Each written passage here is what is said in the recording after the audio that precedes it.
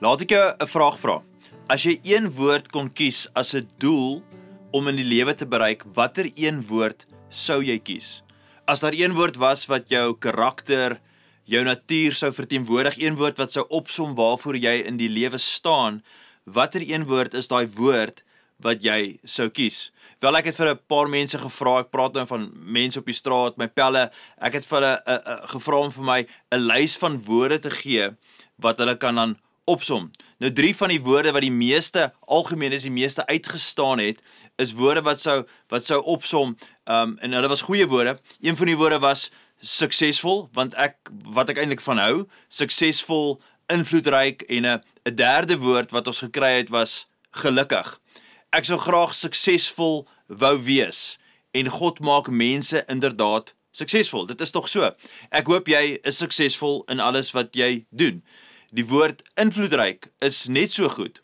Ons is geroep om sout en lig, om ambassadeurs te wees vir die Here, om hierdie kant van die hemel hom te verteenwoordig, om 'n verskil in hierdie wêreld te maak. So invloedryk is vir my ook 'n goeie woord. Sommige mense het gesê ek wil nie net invloedryk wees nie, maar ek wil gelukkig wees. 'n Ander woord daarvoor is om geseën te wees of miskien vervul te wees in die lewe. En dit is alles goeie woorde.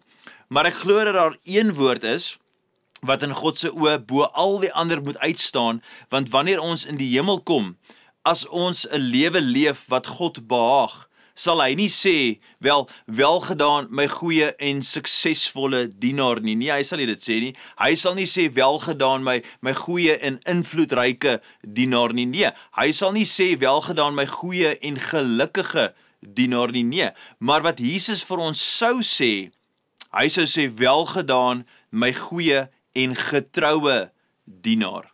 As daar een woord is wat bo die res moet uitstaan, glo ek dat ons moet streef om getrou te wees. So die titel van vandag se boodskap is een woord wat jou lewe sal verander. Kom ons bid saam. Vader, so baie dankie vir vandag, dankie vir die woord en dankie vir die geleentheid waar ons saam in die woord tyd gaan spandeer. Ons loof U, ons eer U en ons sê vir U so baie dankie. Ek is opgewonde om vandag God se woord met julle te kan deel. Ons is besig met 'n boodskapreeks. Die reeks se titel of naam is Ek het besluit, en ons praat oor die krag van ons besluite, want ons weet dat die kwaliteit, en dis net wat ons geleer het, die kwaliteit van ons besluite bepaal die kwaliteit van ons lewens. En die probleem is dat vir baie van ons, ons is nie baie goeie besluitnemers nie. Daarom, in plaas daarvan om te wag tot ons in 'n stresvolle oomblik is met verskillende situasies gekonfronteer word, vra ons vir God om ons te help om vooraf te besluit wat ons in sekere situasies sal doen. Ons het eintlik 'n klein sê ding wat ons gebruik deur die hele reeks. Ons kyk na verskillende areas van die lewe en dan sê ons, wanneer ons met hierdie of daardie situasie gekonfronteer word, besluit ons vooraf om 'n spesifieke aksie te neem. Ons wag nie tot in die middel van die situasie wanneer ons oorlaai is met emosie om te reageer nie, maar ons laat toe dat die woord van God en die krag van God ons lei om besluite te neem wat God gaan tevrede stel, wat God gaan eer. So ons besluit vooraf. Daar 6 spesifieke areas waarop ons hierdie boodskapreeks fokus om te bepaal wie ons gaan wees. Ons besluit vooraf dat ek is. Ons het heeltyd hierdie sê ding dat ek is iets. Nou, kom ons begin met gereed. Dis een van ons woorde en ek wil hê jy moet dit saam met my sê. Nou, wat ons gaan wees is, kom ons begin met dit. Ons sê saam, ek is gereed. So ek wil hê daar waar jy sit, al skalk jy in vandag vir die eerste keer, sê dit asseblief saam met my, ek is gereed. Ander woord is, ek is standvastig, ek is toegewy, ek is vrygewig, ek is getrou en ek maak klaar. Nou vandag gaan ons kyk na die tema van getrouheid en die rede waarom ons vooraf besluit om getrou te wees is omdat ons nooit per ongeluk konstant getrou sal wees nie. Dis nie iets wat net outomaties gebeur nie. Daar is geen manier dat ons dag na dag, week na week, maand na maand, jaar na jaar, dekade na dekade konstant getrou sal wees sonder dat ons doelbewuste intensie het, dat ons nie met rede en keuse besluit om juis getrou te wees. En die rede waarom dit vir ons so moeilik is om getrou te wees, is kom ons doen met wat dit is, Kom ons wees dit eerlik daaroor. Dit is omdat die baan van ons lewe geneig is na wat? maklik is. Geliefde, ons geneig na dit wat die gemaklikste vir ons is. Die baan van ons lewe is geneig na wat gerieflik is. En om getrou te wees, veral om getrou aan God te wees, en te doen wat reg is, geliefde, dis skaars. Dis skaars maklik. Dis nooit maklik nie. Dis nie 'n ding wat ons maklik doen nie. Dit is dikwels eintlik net, dis regtig moeilik om getrou te wees. Dit kom met 'n prys, maar dis altyd die moeite werd. Daai prys, maak nie saak wat dit kos nie, die uitkoms, die resultaat, dis altyd die moeite werd. So, om vandag se tema in 'n lyn te gee, gaan ons spesifiek kyk na God se woord en ons gaan luister na die profeet van Habakuk. Ons gaan luister na sy woorde waar hy praat in Habakuk 2 vers 4. Hy sê die volgende: Kyk na die hoogmoediges. Hulle vertrou op hulle self en hulle lewe is boos. Die regverdiges daarenteen sal deur hulle geloof lewe. Geliefde, die skrif sê, kyk na die hoogmoedige. Ken een van julle iemand wat dalk hoogmoedig is, né? Ek reken ons almal ken ten minste een persoon wat hoogmoedig is. Kyk na die hoogmoedige, né? Dis wat die skrif sê. Wat doen hulle? Wat doen hoogmoedige mense? Hulle vertrou op hulle self en hulle lewe is boos. Net vir elke ander manier om te sê, hulle lewe is skeef, dinge draai skeef uit. Wat doen hulle? Hulle vertrou op hulle eie wysheid, hulle vertrou op hulle eie kennis, hulle vertrou op hulle eie regverdigheid, hulle vertrou op hulle eie goedheid, hulle vertrou op hulle eie bankrekening, hulle eie vermoëns, hulle vertrou op hulle self, want hulle is trots, en hulle lewens is skeef. Maar, die skrif sê, maar die regverdige sal, Kom ons sê hierdie hardop, asseblief, lees wat op die skerm staan en sê hierdie saam met my hardop, maar die regverdige sal leef deur sy geloof aan God. 'n Ander woord wat ons hier kan inwerk vir geloof is die woord getrouheid. So dit lees dan 'n bietjie anderste, dit sê, die regverdige sal leef deur sy getrouheid aan God. Kyk na die hoogmoedige, né? Ongelukkig is ek dikwels die hoogmoedige. Is ek dikwels die een wat dink, ek kan dit op my eie doen. Ek is dikwels die een wat probeer om goed genoeg te wees. Ek is dikwels die een wat probeer om selfversorgend te wees. Die skrif sê, kyk na die hoogmoedige, né? Sê die skrif, wat sê die skrif vir ons? Dit sê, hulle vertrou op hulle self en hulle lewens is boos. Daai boosheid is om te sê 'n persoon se lewe, soos ek reeds gesê het, is skeef of dit loop skeef. Hoogmoedige mense se lewens baie keer loop skeef. Dis besluit ek doelbewus om nie hoogmoedig te wees nie, maar eerder regverdig, want die regverdige sal leef deur sy getrouheid aan God. Nou, dit bring vir my 'n vraag op, iets waarna ons moet kyk. Wat beteken dit dan om getrou te wees? Wat beteken dit om te wandel in geloof, né? Daai getrouheid. Hoe leef ek en jy prakties ons getrouheid uit? Nou as jy my vroeër gevra het, vroeër in my lewe sou ek dalk gesê het, wel, dit beteken dat jy nie jou huweliksmaat moet verneek of verkil nie. En jy moet nie jou belasting kook nie. En jy probeer net om 'n goeie mens te wees. En dit alles is waar, maar wanneer jy kyk hoe Jesus oor getrouheid gepraat het, hy het 'n heeltemal 'n ander benadering gehad. En is heeltemal anders wat meeste van ons sou dink. As jy byvoorbeeld 'n woordstudie sou doen oor elke keer wat Jesus die woord getrou gebruik het, sou jy sien dat hy nie net hy het soos 3 kategorieë gehad, né? Slegs 3 kategorieë wanneer hy oor getrouheid gepraat het, 3 spesifieke gedagtes. Hy het gepraat oor getrouheid en hoe jy mense behandel, hoe jy werk met mense, né? Dis onder andere een van die kategorieë. Die ander een is, hy het gepraat oor getrouheid en hoe jy jou hulpbronne bestuur. En as jy nie laasweek se boodskap gekyk het nie, wil ek jou regtig aanmoedig, gaan kyk die boodskap oor vrygewigheid. Hy het ook gepraat oor getrouheid en hoe jy op God reageer. Met ander woorde, elke keer wat Jesus oor getrouheid gepraat het dit altyd gegaan oor verhoudings met mense, hoe jy hulpbronne bestuur en hoe jy op God se roepstem, op sy instruksies, hoe jy op God reageer. So, in reaksie op die waardes van Jesus oor getrouheid, as ons getrou wil wees, gaan ons gaan vooraf 3 dinge besluit. Die eerste ding, en ek wil graag hê, sê hierdie saam met my, né? En dit is hierdie, ons gaan vooraf besluit dat elke interaksie 'n geleentheid is om waarde toe te voeg.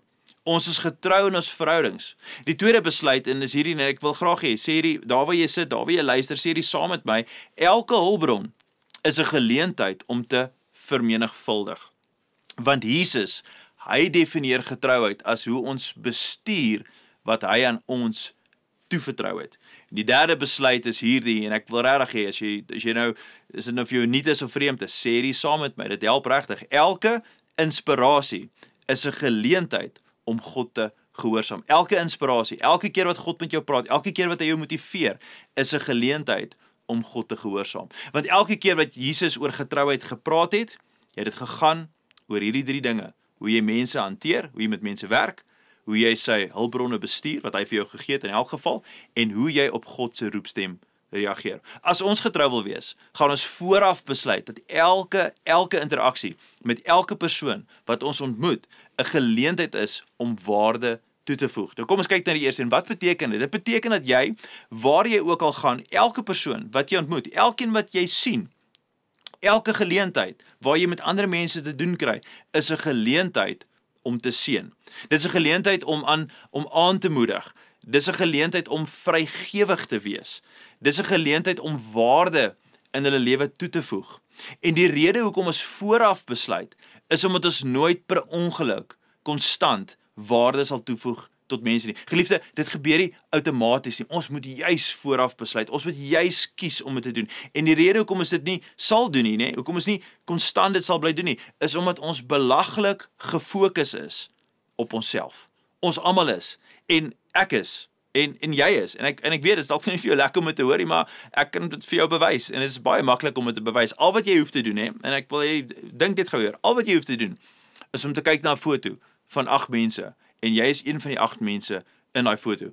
As jy in 'n foto is saam met 8 mense, wie is die eerste persoon na wie jy kyk, né? Wie is daai persoon? Die antwoord is, dis jy, dis ek. Ons kyk na onsself, en as jy goed lyk in die foto, wat se tipe foto is dit? Nee, dis 'n goeie foto. Dis 'n baie goeie foto.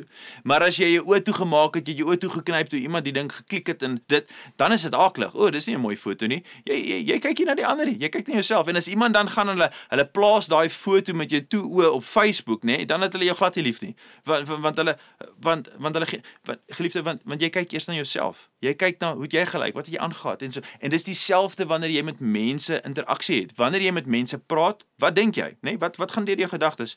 Jy dink dinge soos, hou hulle van my, nê? Of was ek dom?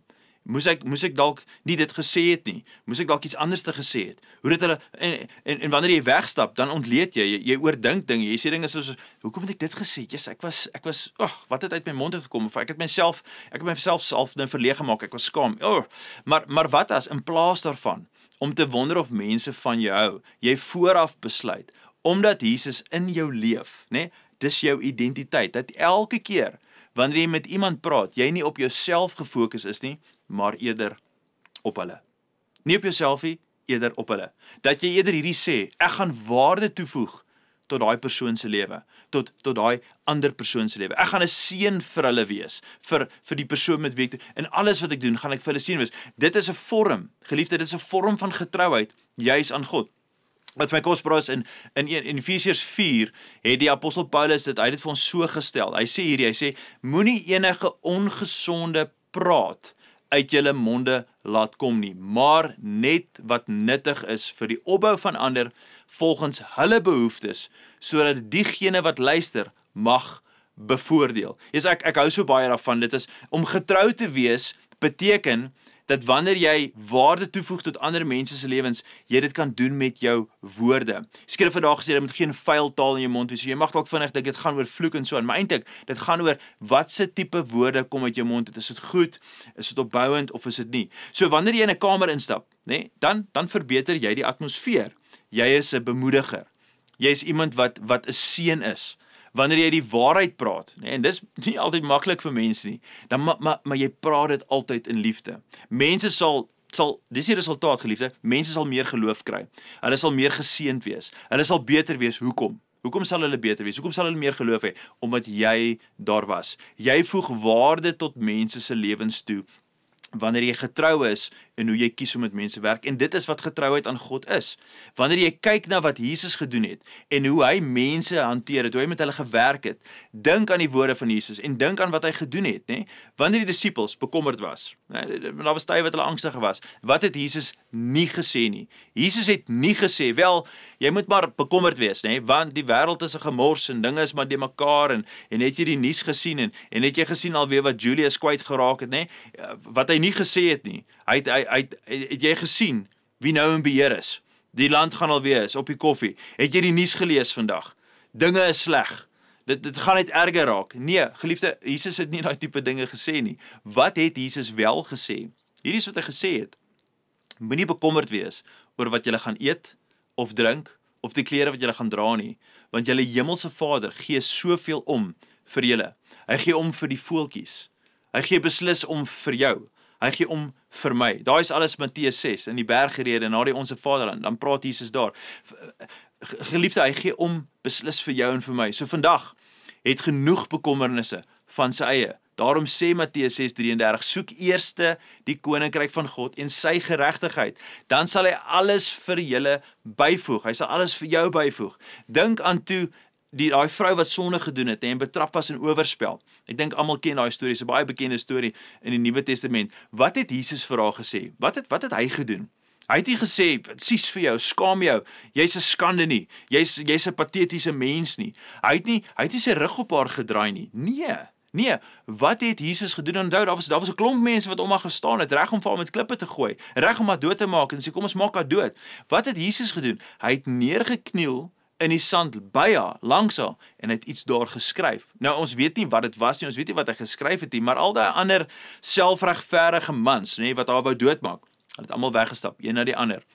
En Jesus het na die vrou gekyk met liefde, deernis en omgee, en hy het gesê, waar is jou beskuldigers? En sy het geantwoord, daar's niemand hier, ek sien niemand meer nie. Toe sê Jesus met liefde in sy hart en met omgee, dan beskuldig ek jou ook nie. Gaan nou en moenie meer sondig nie. Leef vry en wees regverdig. Ons dink aan Petrus, nee. Ons almal weet, hy het Jesus verloon, nee. Hy was vurig lief vir Jesus, tog het hy hom verloon. En nie een keer nie, nie 2 keer nie, hy het hom 3 keer verloon. Wat het Jesus gedoen? Wel, het hy gesê, Petrus, jy's 'n verraaier, gaan vir my af weg. Jy stel my so teleur, ek kan jou nie meer vertrou nie, ek wil niks met jou te doen nie. Nee. Hy het glad nie dit gesê nie. Wat Jesus gesê het, hy sê, is jy steeds lief vir my? Hy vra vir Petrus, is jy steeds lief vir my? Toe sê Jesus, gaan voer my skape, gaan doen my wil, wys my liefde vir ander mense. Nee? En wie was Petrus? Petrus was hy man wat daarna Gees vervuld in Handelinge 2 gepreek het vurig en 3000 mense daai dag tot bekeer gekom en soveel ander mense daarna. Jesus het met genade en met grasie het hy vir Petrus vergewe. Wat het Jesus nog gesê? Nee? Ek het gekom om die liefde van my Vader te wys. Ek sal jou nooit verlaat nie. Jy sal selfs groter dinge doen as ek weggaan, sal jy nog steeds meer doen, want ek stuur die Heilige Gees om by jou te wees. Elke liewe interaksie met enige persoon, geliefde, is 'n geleentheid vir my en vir jou om liefde van God aan daai mense te wys. Jy bou op, jy wys genade, jy is 'n seun. En jy het geen idee, nee, ons het geen idee hoe God in 'n enkele woord van bemoediging my en jou kan gebruik om iemand anders se lewe te verander nie. Ons kan dit soms net nie begryp nie. Dit is getrouheid aan God. Nou iets wat vir my kosbaar is, nee, en wat ek graag wil deel en dit is hoe ek by Jesus uitgekom het en nie baie mense weet dit nie of nie baie mense besef dit nie want hulle sien my ek's 'n pastoor so hulle nee man ek is seker 3de, 4de, 5de, 6de generasie pastoor. Maar nee, daar was 'n stadium in my lewe wat ek nie in Jesus geglo het nie. Ek het kerk toe gegaan, maar ek het maar gesukkel. Ek kon nie lekker nie. Toe kom daar 'n jong man oor my lewe. Ek was 'n student eerste jaar, sy naam sy naam is Adrian Stemmet. Ook 'n jong student wat hy was nogals laat vir klas en die eerste dag wat hy instap, hy was laat vir klas. Hoekom was hy laat? Want hy was besig om te bid vir al die studente in daai klas en hy was besig om te bid vir die studente om by Jesus uit te kom. Nou eendag wat gebeur het, ek moes toe nou stap om weer by die huis te kom en so 3 kilometer verder en daai betrokke dag stap ek terug huis toe. Ek het by my ouma en oupa gebly en hy bied toe aan om vir my 'n geleentheid te gee om saam te ry. En Wat so besonder was, ek en hy begin gesels, ons begin gesels oor die lewe, ons begin gesels oor dinge, en op 'n stadium kry hy 'n angle, 'n hoek na my toe om te praat oor Jesus, en ek kom toe agter hierdie ouetjie verstaan dinge, hy weet dinge wat ek nie weet nie, maar die kondens weergawe is, hy nooi my op 'n stadium toe na 'n klein groep toe. En een van my groot kwessies was, wanneer ek met ander gelowiges te doen gehad het, ander mense, ander Christene, ek het gesukkel. Ek het gesukkel om te verstaan, te begryp, want hierdie week is ons almal as pelle, ons is 'n sekere manier, ons praat 'n sekere manier, ons tree 'n sekere manier op, en dan kom Sondag, dan gaan ons kerk doen, ons is gedres en gepres, en dis 'n sekere manier, en ek het gesukkel met daai goed, dus ek het nie verstaan nie, ek het die godsdienstigheid en die rituele en die tradisies, dis is mooi, baie van die dinge is baie mooi, maar ek het dit net nie verstaan nie, en hier ontmoet ek vir Adrian, en Adrian nooi my na sy kleingroep, en daar stap ek in hy kleingroep in, en wat ek beleef is absolute liefde, absolute omgee, absolute mense wat net passievol lief is vir Jesus Christus. En toe, omtrent 2 maande na daai klein groep belewenis, waar dinge beginne lekker raak het, en ek dink hierdie mense is cool, hierdie mense is great, gaan ek saam met hulle op 'n kerkkamp, en daar kragtig ontmoet ek vir Jesus Christus, en hy het kragtig my lewe kom omdraai. En letterlik vandag, Maart is nou, die 24ste Maart, hierdie maand, die 24ste Maart, is ek 25 jaar bekeer. 25 jaar van Jesus volg, lief wees vir hom, groei en met hom tyd spandeer. En wat vir my so great is ek is nou al langer 'n Christen as wat ek nie 'n Christen was nie, want ek het op 19, net voordat ek 19 word, het ek tot bekering gekom. So ek is vandag hier, en wat ek wil hê jy moet weet, ek is vandag in die bediening, ek is vandag lief vir Jesus, en wat ek wil hê jy moet weet, is dat een van die maniere waarop jy getrou aan God kan wees, is deur 'n seën vir mense te wees. En as jy dit vandag kan doen, dit beteken dat jy dalk nie aanlyn gaan sonder om iemand te bereik nie, of dalk nie uit die gebou kan gaan waarin jy is sonder om 'n goddelike opdrag aan iemand te bereik nie, maar en jy het geen idee hoe God jou dalk in 'n enkele woord of bemoediging kan gebruik om iemand anders se lewe te verander nie. Al wat jy moet doen is, jy moet weet, wees net getrou, en die Here sal vir jou 'n geleentheid skep, by jou kerk, of in jou klein groep, of daar waar jy beweeg, besluit vooruit, dat elke interaksie met elke persoon 'n geleentheid is om liefde te toon, liefde te wys, 'n seën te wees en waarde toe te voeg. Daai is ons eerste gedagte. Die tweede manier waarop ons getrou aan God kan wees, is dat ons vooruit besluit dat elke hulpbron 'n geleentheid is om te vermenigvuldig. Elke hulpbron wat God vir ons mee toevertrou, is 'n geleentheid om te menigvuldig. Nou, in die evangelie van Matteus 25, het Jesus inderdaad, hy het 'n gelykenis vertel van 'n man wat op reis gegaan het en sy rykdom aan sy diensknegte toevertrou het. Hy het dit vir hulle agtergelaat en hy het vir hulle sakke goud gegee. Een man het 5 sakke goud gekry, een man het 2 sakke goud gekry en 'n ander man het 1 sak goud gekry. Nou die eerste 2, hulle het uitgegaan en hulle het hulle goud aan die werk gesit. Hulle het dit gewaag, hulle het 'n kans gevat. Hulle het sê, ons gaan dit belê, ons gaan daarmee woeker en woel, En wat het gebeur? Elkeen het hulle dit verdubbel. En volgens die skrif in vers 21 het die meester aan hulle gesê, goed gedaan, wel gedaan, goed gedaan my goeie en getroue dienskneg. Jy was getrou met 'n paar dinge, met die min dinge, en ek sal jou oor baie dinge aanstel. Jy het vermenigvuldig wat ek jou gegee het. En in die koninkryk van God is dit getrouheid. Geliefde, in werklikheid is die Griekse woord wat as getrou vertaal word. Dis 'n ongelooflike cool woord. En dit is 'n woord, die woord is pistos. En hierdie woord beteken eintlik die volgende. Hier is 'n halfe letterlike definisie van hierdie woord pistos. Dit is mense wat hulle self getrou bewys in sake transaksies, die uitvoering van opdragte of die vervulling van amptelike pligte.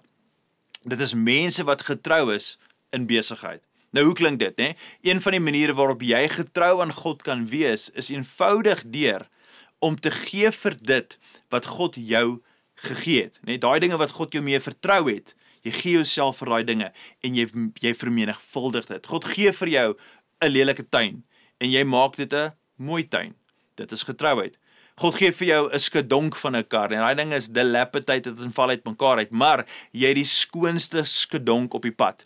God gee vir jou 'n liggaam en jy sorg vir jou liggaam. Geliefde, daai is alles getrouheid aan God. As jy in besigheid is, een ding wat ek al opgemerk het, is dat Christene in besigheid soms soos, hulle voel soms tweede klas Christene, tweede klas gelowiges. Hulle voel omdat hulle nie voel, hulle is in bediening nie, voltyds in bediening nie, dan is hulle is nie so waardig nie. Hoeveel van julle werk nie in bediening nie, maar in een of ander vorm van besigheid? Dit is waar jy jou tyd spandeer, meeste van die tyd. Nou dink hieraan, né? Om goed te wees in besigheid is een van die mees God verheerlikende dinge wat jy kan doen.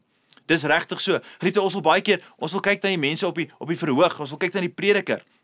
Ons wil kyk wat hulle doen. Hulle is die groot Christen, hulle is die ouens met die groot impak, maar as jy getrou werk in jou besigheid en jy vermenigvuldig jou besigheid, dan is jy besig om waarde toe te voeg, om iets te skep wat waarde toevoeg en ander mense seën, om 'n goeie leier te wees, om met integriteit te lei, vir diegene wat hulle besighede besit, hè, om 'n bietjie te vat, dit te waag, dit te vermenigvuldig, meer te maak, meer posisies, poste te skep, meer mense aan te stel om 'n persoon van integriteit te wees, wat mense goed behandel. Luister, jy kan vas, jy kan bid, jy kan sendeling wees, jy kan Bybel lees, jy kan vir 3-jariges die Bybel leer by kinderkerk en betrokke wees elke liewe Sondag, of jy kan 'n God verheerlikende sakeman of sakevrou wees. En dit is net so getrou aan God, soos vas of om Bybel te lees. Dis getrouheid aan God wanneer jy hulpbronne vermenigvuldig. Geliefde, wanneer jy reg werk met die hulpbron wat God vir jou gegee het, dan wys jy getrouheid. En dit is hoekom ons by Beleef Gemeente, ons is passievol oor rentmeesterskap van hulpbronne. Want wanneer jy gee, wanneer jy saai in die bediening in, bestuur ons dit om ruimte te skep, sodat ons met irrasionele vrygewigheid kan lei. Ons wil graag gee, ons wil graag ander mense help, ons wil graag dinge doen, want ons glo werklik, dat dit is meer geseënd om te gee, as om te ontvang. En dan was daar hierdie een ou, met hierdie een sak goud, ons is terug by die gelykenis, wat bang was, en ek voel eintlik vir hom, want ek was ook al daar, waar ek bang was om 'n fout te maak, en ek wil nie beweeg nie, maar kyk wat sê die meester vir hom, die arme ou, die meester sê vir hom, ek was bang, en ek het jou goud in die grond begrawe, sê hy vir sy meester, kyk, hier is wat aan jou behoort, en sy meester antwoord hom en sê, jy is 'n slegte en leie diensknegt. Hier is wat ek wil hê jy moet sien, en hier is wat ek wil hê jy moet voel. Vir die een wat vermenigvuldig het, wat aan hom gegee is, het die meester gesê, jy is getrou. Maar vir die een wat dit begrawe het, hy was nie net lui nie, die skrif sê eintlik, hy was boos, die skrif sê, hy was boos. Ons gaan kies, geliefde, ons gaan kies om getrou te wees. Elke interaksie is 'n geleentheid om waarde toe te voeg. Elke hulpbron is 'n geleentheid om te menigvuldig. Elke aansporing is 'n geleentheid om God te gehoorsaam. Elke aansporing, daai geleentheid waar ons luister na God se stem, waar hy met ons praat, waar hy vir ons, hy roer ons in die binnekant, God fluister dinge vir ons, hy leer vir ons dinge, sê vir elke aansporing, elke oomblik wat God met ons praat, is 'n geleentheid om hom te gehoorsaam. So ek is veral lief vir Handelinge 20 vers 22, en is 'n kosbare gedeelte wanneer Paulus, hy was regtig gelukkig. Ek dink daar waar hy was op daai stadium, was hy werklik gelukkig. Ek dink dit was in Efese waar hy was. Nou hier skryf hy hierdie emosionele afskeid, en hy het die volgende gesê. Hy sê hier in Handelinge 20, en nou gedring deur die Gees. Die woord in Grieks word ook vertaal en beteken om vasgebind te wees, soos met tou. Hy sê ek word hiertoe getrek en ek word gedring deur die Gees. Hy het gesê ek gaan na Jerusalem toe sonder om te weet wat met my daar sal gebeur. Ek kan dit nie verduidelik nie, ek verstaan dit nie altyd nie, ek ken nie die omstandighede nie, ek weet nie waartoe word ek getrek nie, maar geliefde, wanneer jy Jesus volg, sal hy jou aanhits, net soos hy vir Paulus aangehits is. Hy was gedring deur die Gees, hy was gedwing deur die Gees, en so sal God ons dwing. En getrouheid is om te reageer, selfs wanneer jy nie weet wat gaan gebeur nie, selfs wanneer dinge vorentoe vir jou onseker is, ons moet net reageer. Die geestelike beginsel is eintlik eenvoudig, en dis hierdie: gehoorsaamheid is ons verantwoordelikheid, die uitkoms is God se. Ek wil weer sê, gehoorsaamheid is ons verantwoordelikheid, maar die uitkoms is die Here se. Geliefde, dit is getrouheid. Soms sal jy die rede sien, ander kere nie. Maar as ons gaan vooraf besluit om wat te wees. Ons gaan vooraf besluit om getrou te wees. Wat ek wil hê jy moet verstaan, is dat God iemand op jou hart gaan plaas. Iemand gaan op jou hart hy gaan op jou hart gelê word, en jy gaan nie seker wees hoekom nie, maar jy gaan sê, ek dink ek moes jou dit vertel, of ek dink ek moes jou hierdie boodskap stuur, of ek dink ek moes dit vir jou gee. Jy gaan vooraf besluit, as gevolg van God se getrouheid aan my, nee, en aan jou, wil ons getrou wees aan hom. Ek is getrou om waarde toe te voeg. Ek is getrou om te vermenigvuldig en te bestuur wat God vir my gegee het. Ek is getrou om te gehoorsaam. Geliefde, ons is getrou om te gehoorsaam. Hoekom? Want die regverdiges sal lewe deur hulle getrouheid aan God. Sê dit saam met my. Ek is getrou. Asseblief, sê dit saam met my. Ek is getrou. Ek besluit vooraf om getrou te wees. Die regverdige sal lewe deur sy getrouheid aan God. Elke interaksie, elke geleentheid, né?